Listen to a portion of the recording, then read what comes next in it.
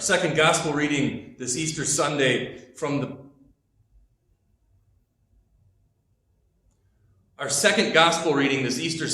the Gospel of Luke, chapter 24. And this will serve as my sermon text today.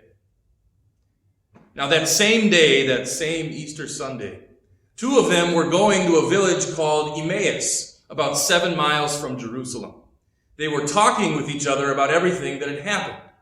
As they talked and discussed these things with each other, Jesus himself came up and walked along with them. But they were kept from recognizing him. He asked them, "What are you discussing together as you walk along?"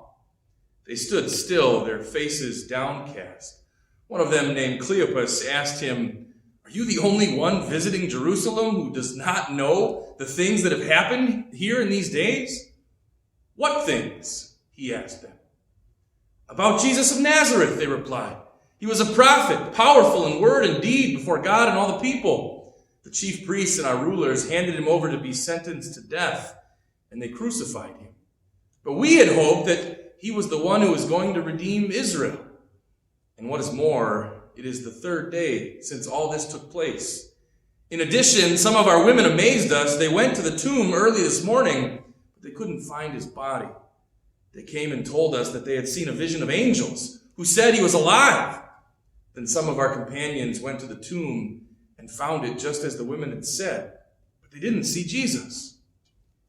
He said to them, "How foolish you are, and how slow to believe all that the prophets have spoken. Did not the Messiah have to suffer these things and then enter his glory?" And beginning with Moses and all the prophets, he explained to them what was said in all the scriptures concerning himself. As they approached the village to which they were going, Jesus continued on as if he were going further. But they urged him strongly, "Stay with us, for it is nearly evening. The day is almost over." So he went in to stay with them. When he was at the table with them, he took bread, gave thanks, broke it, and began to give it to them. Then their eyes were opened, and they recognized him, and he disappeared from their sight. They asked each other, "Were not our hearts burning within us while he talked with us on the road and opened the scriptures to us?" They got up and returned at once to Jerusalem. There they found the 11 and those with them, assembled together and saying, "It is true, the Lord has risen." This is the gospel of our Lord.